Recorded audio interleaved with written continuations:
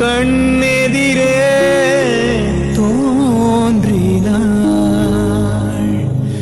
ஆனா ஒண்ணு மட்டும் என்னால உறுதியா சொல்ல முடியும், அந்த ஹைஜாக் பண்ணவங்க நம்ம கம்பெனியை பத்தி டீடைல்ஸ் தெரியாம அப்படி ஒரு சம்பவம் நடக்க வாய்ப்பே இல்லை சார். அதான் மேனேஜர் நானும் யோசிச்சுட்டு இருக்கேன். ஆனா கிளியர் எவிடன்ஸ் இல்லாம எல்லாரையும் நம்ம அப்ராக்சிமேட்டா சந்தேகப்பட முடியாதுல்ல சார். எனக்கு ஒரு சின்ன சந்தேகம். கேளுங்க மேனேஜர். அந்த இன்வெஸ்டர் பணம் கொடுத்த அன்னைக்கு நீங்க ஆபீஸ் விட்டு கிளம்பும் போது என்கிட்ட காலையில முதல் வேலையா இதை கொண்டு போய் மறக்காம பேங்க்ல டெபாசிட் பண்ணிடுன்னு சொன்னீங்கல்ல சார். அப்புறம் எதுக்காக சார் நைட்டோட நைட்டா பேங்கோட ஜிஎம்க்கு ஃபோன் பண்ணி அவ்வளோ பணத்தையும் அவசரமா கொடுத்தீங்க? மேனேஜர், இதுக்கு முன்னாடி நம்ம கம்பெனி பேர்ல அனுப்புன சில கோடி மதிப்புள்ள ஸ்டாக்ஸ் எல்லாம் வேர் ஹவுஸ்ல வைக்காம நம்ம கம்பெனில இருக்கிற ஸ்டோர் ரூம்ல வச்சோம். அப்பதான் முறையா நம்ம ஆஃபீஸ் தீ பிடிச்சி எரிஞ்சது. அந்த இன்வெஸ்டர் வந்துட்டு போனதுலேருந்து என்னமோ தெரியல, என் மைண்ட் ரொம்ப டிஸ்டர்ப்டாகவே இருக்கு. ஏதோ தப்பா தெரியுதுன்னு என் உள் மனசு சொல்லுச்சு. அப்போதான் இந்த விஷயத்தையும் ஆஃபீஸ் தீ பிடிச்சி எரிஞ்சதையும் ஒன்றா கனெக்ட் பண்ணி பார்த்தேன். ஏதோ தப்பா நடக்க போகுதுன்னு என் உள் மனசு சொல்லுச்சு. அதனால தான் அவசரமாக பேங்க்கு கால் பண்ணி ஜெனரல் மேனேஜர்கிட்ட பேசி அந்த பணத்தை நானே கொண்டு போய் பேங்க்ல டெபாசிட் பண்ணிட்டேன். அன்னைக்கு மட்டும் நான் அப்படி பண்ணலன்னா நீங்க சொன்ன மாதிரி கண்டிப்பா பெரிய ரிஸ்கா இருந்திருக்கும். நீங்க செஞ்ச புண்ணியமும் உங்க நல்ல மனசும் தான் சார் இப்படி ஒரு சம்பவம் நடக்காம உங்களை காப்பாத்தி இருக்கு. ஓகே மேனேஜர், இப்போ நான் நம்ம ஸ்டாஃப் விஷாலினி கல்யாணத்துக்கு போறேன். சரிங்க சார். நாளைக்கு ஆஃப்டர்நூன் டிபார்ட்மெண்ட்ல இருந்து அஃபிஷியலாவோ இல்ல உங்க மாமா கிட்ட இருந்து அன்அஃபிஷியலா தகவல் வந்தா எனக்கு உடனே அப்டேட். கண்டிப்பா sir. Okay sir. Thank you sir. Thank you.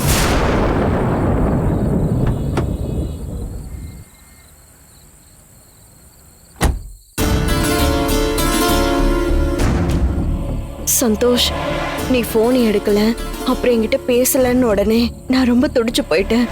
எனக்கு ஒரு மாதிரி ஆயிடுச்சு.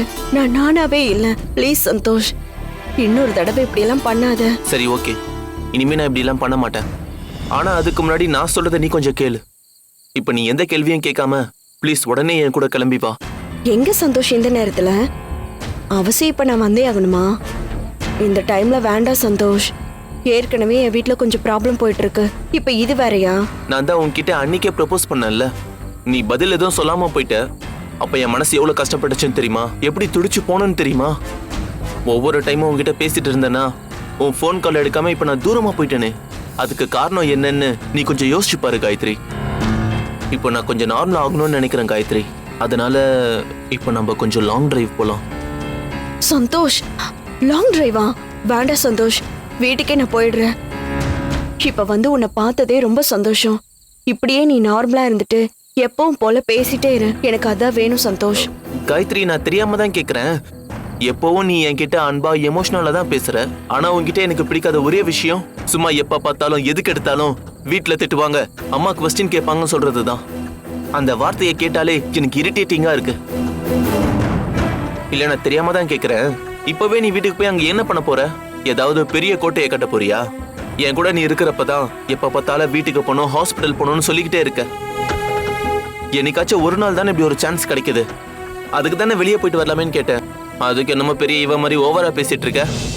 இல்ல சந்தோஷ், வீட்ல கொஸ்டின் மேல கொஸ்டின் கேட்பாங்க.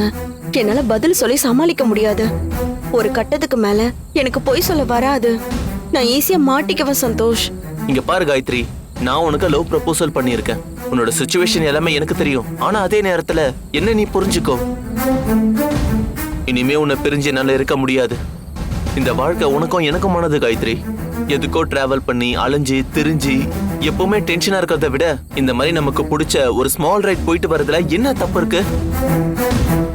இப்ப இருக்க இந்த நிமிஷத்தை, நம்ம நேரத்தை எப்பவுமே வாழணும். இல்லனா லைஃப்ல அதுக்கப்புறம் நாம அதை மிஸ் பண்ணிட்டோம்னு நினைச்சு ரொம்ப ஃபீல் பண்ணுவோம் காயத்ரி. இந்த மாதிரி மொமெண்ட் எல்லாம் நமக்கு எப்பவும் கிடைக்காது காயத்ரி. ப்ளீஸ் என் கூட கிளம்பி வா. இல்ல சந்தோஷ், நான் என்ன சொல்ல வரேன்னா... ஐயோ காயத்ரி, தயவு செஞ்சு நீ எதுவும் சொல்ல வேண்டாம். நான் சொல்றத மட்டும் நீ கேளு. உன்னோட உதட மட்டும் நான் வரமாட்டேன்னு சொல்லுதே தவிர, ஆனா உன்னுடைய கண்ணு என்ன சீக்கிரம் கூட்டிட்டு போ சந்தோஷம் சொல்லுது. கொஞ்சம் நீயா இரு காயத்ரி. ஏன் எப்ப பார்த்தாலும் நீ ஒரு வட்டத்துக்குள்ளே இருக்கணும்னு ஆசைப்படுற? முதல்ல அதுல இருந்து வெளியே வா. நீயா இரு காயத்ரி. இங்க பாரு காயத்ரி, உண்மையிலேயே உனக்கு என்ன பிடிச்சிருந்தா நீ இப்போ என் கூட கார்ல டிராவல் பண்ண தாராளமா வரலாம். ஒருவேளை உனக்கு என்னைய பிடிக்கலனா தயவு செஞ்சு நீ இப்ப கிளம்பலாம். ஐயோ சந்தோஷ், நான் சொல்றது உனக்கு புரியுதா இல்லையா? எனக்கு உன்னை ரொம்ப பிடிக்கும்டா. அதனாலதான் நான் இவ்ளோ தூரம் இந்த டைம்ல உன்கிட்ட பேசிட்டு இருக்கேன். வீட்ல பொய் சொல்லிட்டு வந்திருக்க சந்தோஷ். என் வாழ்க்கையில இது வரைக்கும் நான் எந்த பொய்யும் சொன்னதில்லை. ஆனா முறையா உனக்காக பொய் சொல்லியிருக்கேன். அதான் காயத்ரி நானும் சொல்றேன். எனக்காக நீ போய் சொல்லணும்னு தோணுச்சுல்ல. லைஃப்ல நீ எனக்காக ஒவ்வொரு விஷயமும் நீ பண்ண தயாராயிட்ட. ஏன்னா நான் உன் வாழ்க்கையில அவ்வளவு தூரம் ரொம்ப முக்கியமானவனா போயிட்டேன்.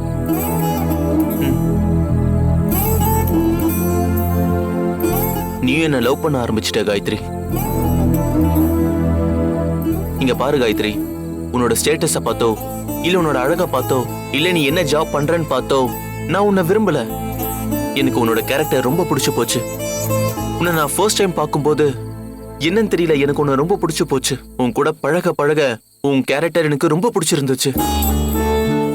என்னோட லைஃப்ல நான் எத்தனையோ பொண்ணுங்களை பார்த்திருக்கேன், பேசியிருக்கேன், ஃப்ரெண்ட்லியாவும் பழகியிருக்கேன். ஆனா எல்லார் மேலேயும் எனக்கு அந்த ஃபீல் வந்தது இல்ல. ஆனா எனக்கு அந்த ஃபீல் வந்தது உன் ஒருத்தி மேல மட்டும்தான். நீ ஒருத்தி லைஃப் லாங் என் கூட டிராவல் பண்ணினா எனக்கு நல்லா இருக்கும்னு ஃபீல் ஆகுது. நீ மட்டும் என் பக்கத்துல இருந்தா என்னால பெருசா அச்சீவ் பண்ண முடியும்னு நினைக்கிறேன் காயத்ரி. இது எல்லாத்துக்கும் காரணம் நீ ஒருத்தி மட்டும்தான். அதனால தயவு செஞ்சு என்னை விட்டு போயிடாத. உன்னை எனக்கு ரொம்ப பிடிக்கும் Gayathri. I love you Gayatri.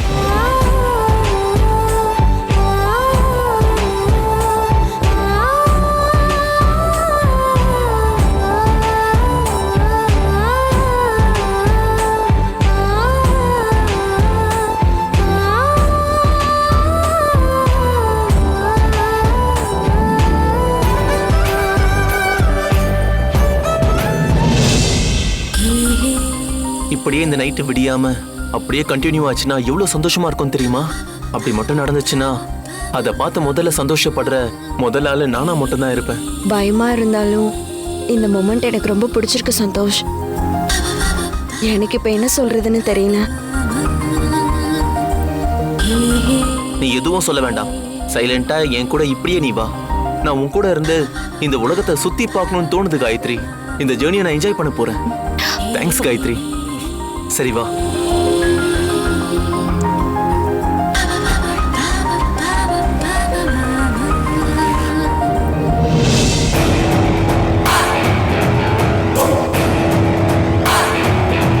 கம்பெனியோட ஹை சேஃப் லாக்கர்ல பணம் இருக்கிற விஷயம் கம்பெனியில் இருக்கிற ஒருத்தர் மூலமா தான் வெளியே போயிருக்குன்னு இன்ஸ்பெக்டர் சொல்றாரு. அதே தான் நம்ம மேனேஜரும் சொல்றாரு. அந்த பசுபதியும் இந்த கம்பெனியோட முக்கியமான புள்ளிதான்னு அவனும் சொல்றான். அப்ப அது யாரா இருப்பாங்க?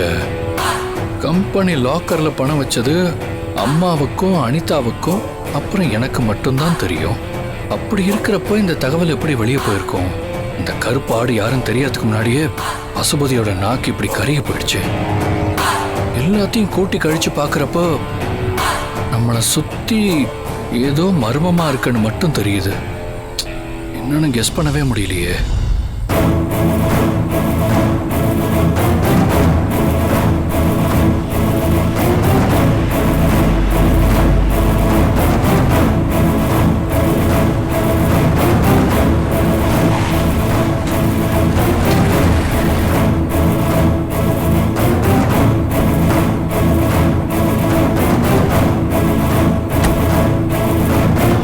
ஏய் சக்தி, நீங்க எங்க போயிட்டு இருக்கீங்க? ஐயோ சார், நான் பஸ்ஸுக்காக வெயிட் பண்ணிட்டு இருந்தேன். ஒரு ப்ராப்பர்ட்டி லேண்ட் விஷயமா விழுப்புரம் வரைக்கும் போக வேண்டியது இருக்கு சார். அதனால எங்க மாமா வீட்டுக்கு கிளம்பி போயிட்டு இருக்கேன். என்ன சக்தி, விளையாடுறீங்களா? கத்தி குத்தெல்லாம் வாங்கி உயிருக்கு போராடி பொழைச்சு போய் வந்திருக்கீங்க. இப்ப போய் டிராவல்லாம் பண்றேங்கிறீங்க? இல்ல சார், நானும் ரெஸ்ட் எடுக்கணும்னு தான் நினைச்சேன். ஆனா இது தவிர்க்க முடியாத வேலைங்கிறதுனால எனக்கு வேற வழி தெரியல சார். அதான் நான் கிளம்பி வந்துட்டேன் சார். ஆமா சார், நீங்க என்ன இந்த டைம்ல இங்க? நானும் விழுப்புரம் வரைக்கும் தான் போறேன். நம்ம ஆபீஸ் ஸ்டாஃப் விஷாலினியோட கல்யாணம் விழுப்புரம் பக்கத்துல தான் நடக்குது. அதான் அங்க போறேன். ஆமா சார், என்ன கூட அவ இன்வைட் பண்ணியிருந்தா. ஆனா என்னால வர முடியாதுன்னு நான் சொல்லிட்டேன். ஆனா இது ஒரு முக்கியமான வேலைங்கிறதுனாலதான் கிளம்பி போயிட்டு இருக்கேன். இப்ப போய் நான் அந்த வேலையை முடிச்சிட்டு வந்தா எனக்கு ஏதாவது பணம் கிடைக்கும். அது எனக்கு கொஞ்சம் ஹெல்ப்ஃபுல்லா இருக்கும். சரி, வாங்க நம்ம 2 பேரும் ஒண்ணா கார்ல பேசிக்கிட்டே போலாம். எனக்கும் ஒரு கம்பெனி கிடைச்ச மாதிரி இருக்கும்ல. நானும் உங்களை சேஃபா கொண்டு போய் விட்டுடுறேன். ஐயோ சார், பரவாயில்ல சார். எதுக்கு உங்களுக்கு சிரமம்? நான் அப்படியே பஸ்ஸை பிடிச்சி போனேன்னா எங்க ஊர்ல இருந்து ஆட்டோ பிடிச்சி போகணும். ரொம்ப தூரம் உள்ள போற மாதிரி இருக்கும். அது உங்களுக்கு டைம் வேஸ்ட் ஆயிரும்ல. அதுவும் இல்லாம நான் எதுக்கு சார் தேவையில்லாம உங்களை டிஸ்டர்ப் பண்ணிக்கிட்டு? வேண்டாம் சார், நீங்க போங்க. ஏன் சக்தி, உங்களுக்கு என் கூட வர பிடிக்கலையா? ஐயோ, அப்படியெல்லாம் ஒன்றும் இல்லை. நான் என்னைக்குமே உங்களுக்கு டிஸ்டர்பா இருக்கக்கூடாதுன்னு நினைக்கிறேன்.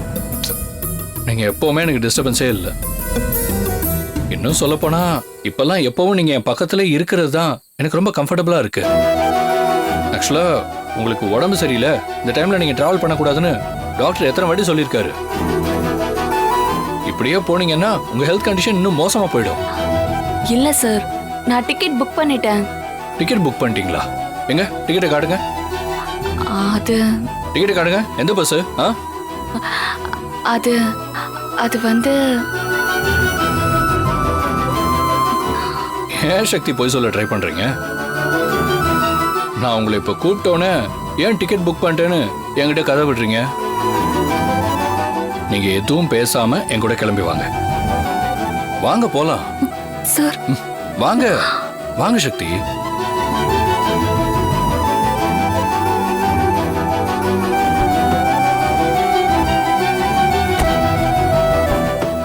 இருங்க. பார்த்து கால.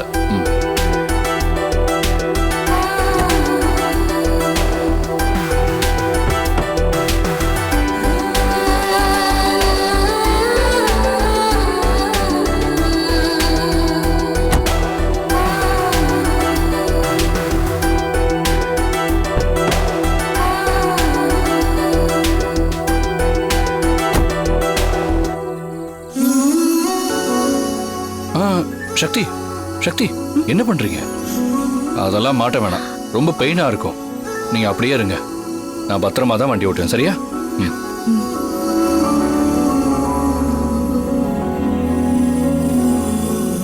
போலாமா?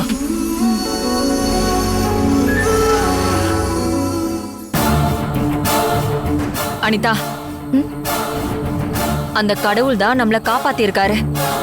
அந்த பசுபதிக்கு மட்டும் நாக்கு வெந்து போய் கருகாம இருந்திருந்துச்சு, இன்னைக்கு நாம 2 பேருமே காலியா இருப்போம்.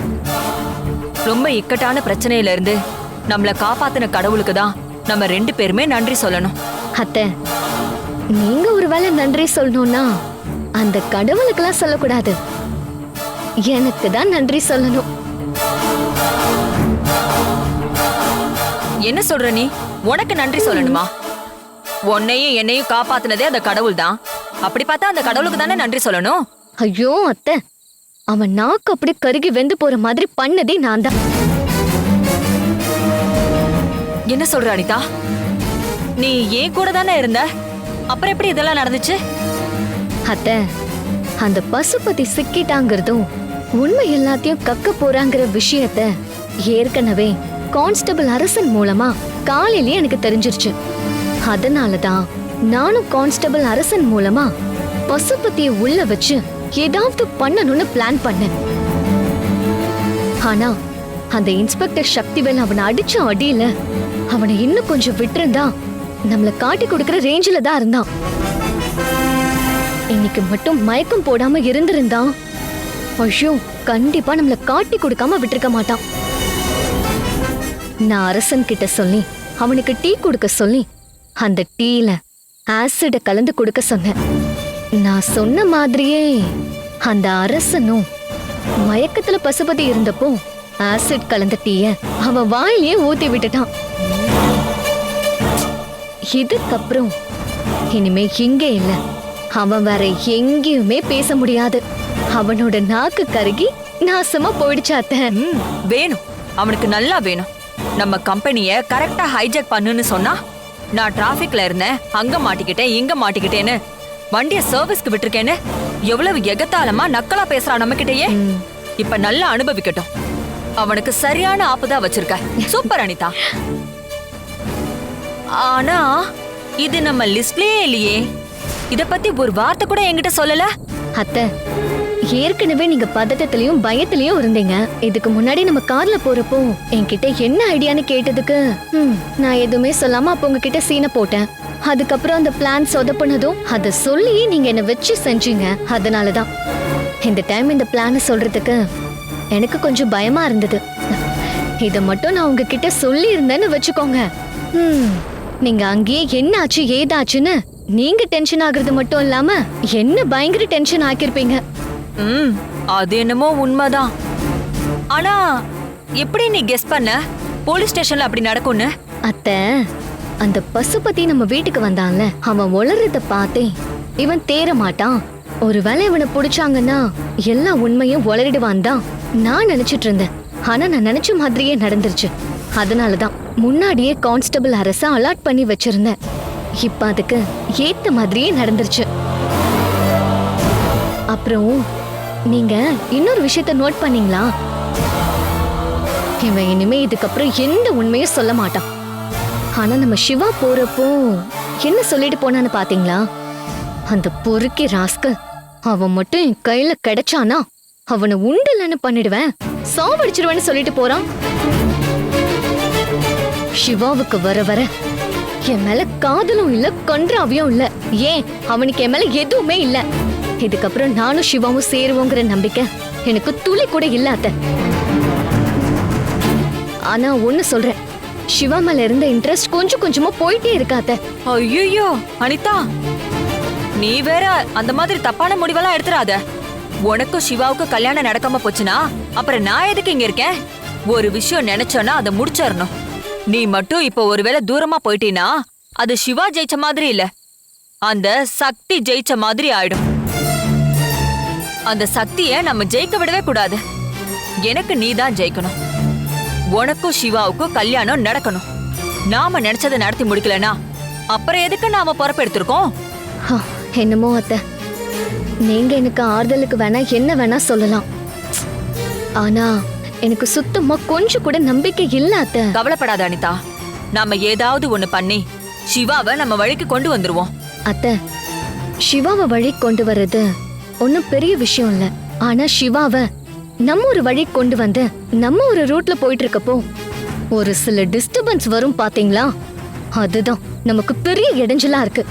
அந்த டிஸ்டர்பன்ஸ் ஒழிச்சு கட்டினாலே சிவா ஆட்டோமேட்டிக்கா நம்ம கண்ட்ரோல்ல தான் இருப்பான். நீ கவலைப்படாத அனிதா, அந்த எல்லா டிஸ்டர்பன்ஸையும் ஒழிச்சு கட்டுற வேலைய நான் பாத்துக்கிறேன். சிவாவை வளைச்சு போற வேலையை மட்டும் நீ பாரு. ஆமா அத்தை, கண்டிப்பா ஏதாவது ஒண்ணு பண்ணி சிவாவை என்ன கல்யாணம் பண்ண வைக்கணும். என் கழுத்துல சிவாவை தாலி கட்ட வைக்கணும். அப்படி மட்டும் நான் பண்ணல, என் பேரு அனிதாவே இல்ல.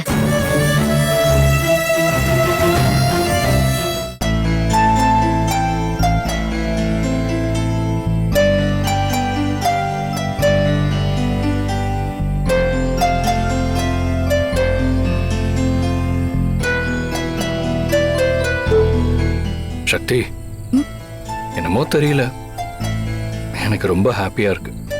ஏன் சார் திடீர்னு? இல்ல, ரொம்ப நாளைக்கு அப்புறம் மனசுக்கு பிடிச்சவங்களோட டிராவல் பண்றதுல இருக்கக்கூடிய ஃபீலே வேற. நான் தனியா வேற ஒரு டென்ஷன்ல இருந்தேன். அதான் நம்ம கம்பெனில நடந்த அந்த ஹைஜாக்கு பின்னாடி யார் இருக்காங்கன்னு அதை பத்தியே யோசிச்சு யோசிச்சு அந்த டென்ஷன்லயே வந்துகிட்டு இருந்தேன். ஆனா இப்பதான் கொஞ்சம் ரிலாக்ஸா ஃபீல் பண்றேன். நீங்க விஷாலினியோட கல்யாணத்துக்கு மட்டும் போறீங்களா இல்ல வேற ஏதாவது பிளான் இருக்கா? வேற எதுவும் இல்ல, விஷாலினியோட கல்யாணத்துக்கு மட்டும்தான் போறேன். அவ கல்யாணமே என்னோட தலைமையில தான் நடக்கணும்னு ஆசைப்படுறா. ரொம்ப என்கிட்ட ரிக்வெஸ்ட் பண்ணி கேட்டா, என்னால அவாய்ட் பண்ணவும் முடியல. இப்ப நான் கட்டாயம் கிளம்பி போகணும்ல, அதுக்காகத்தான். அதனாலதான் இப்ப கிளம்பி போயிட்டு இருக்கேன். அது மட்டும் இல்லாம அவங்க கல்யாணம் ரொம்ப சிம்பிளா கோவில்ல தான் பண்றாங்க. நம்ம கம்பெனில வேலை செய்யற ஸ்டாஃபோட கல்யாணத்துக்கு நாம போகலன்னா அப்ப வேற யார் போவா? சோ இப்ப நான் போகலன்னா அது தப்பாயிடும்ல, அதனாலதான் நான் கிளம்பி போயிட்டு இருக்கேன். சக்தி. அப்படிங்களா சார்? என்னையும் இன்வைட் பண்ணாங்க சார். ஆனா ஹாஸ்பிட்டல்ல இருந்தனால நான் டிராவல் பண்ணக்கூடாதுன்னு சொல்லிட்டாங்க. ஆனா இப்ப வேற வழியே இல்லாம இப்போ விழுப்புரம் வரைக்கும் போக வேண்டியதா இருக்கு. பரவாயில்ல சக்தி, உன்னோட ஒர்க் அங்க சீக்கிரம் முடிஞ்சிருச்சுன்னா அப்படியே வேணா நீயும் என் கூட கிளம்பி வந்துரு. நம்ம 2 பேரும் சேர்ந்து கல்யாணத்துக்கு போயிட்டு அப்படியே ரிட்டர்ன் வந்துடலாம். பார்க்கலாம் சார். அங்க போயிட்டு சிச்சுவேஷன் எப்படி இருக்குன்னு பார்த்துட்டு அதுக்கப்புறம் பிளான் பண்ணிக்கலாம் சார். சரி.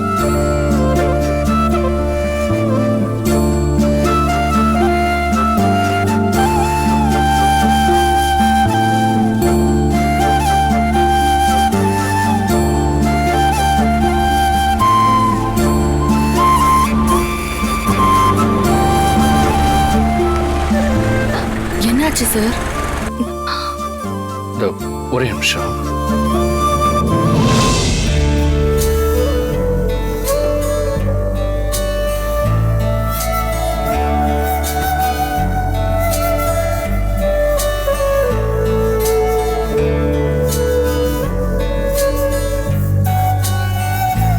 என்ன தம்பி, பூ வேணுமா? ஆமா பாட்டி.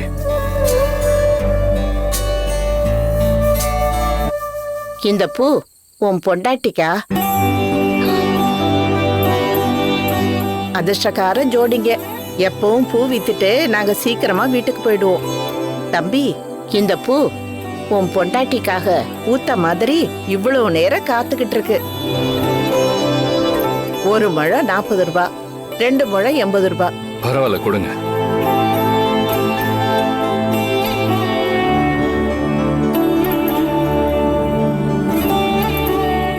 தம்பி, 80 ரூபாயா கொடு, இல்லன்னா 100 ரூபாய் கொடு.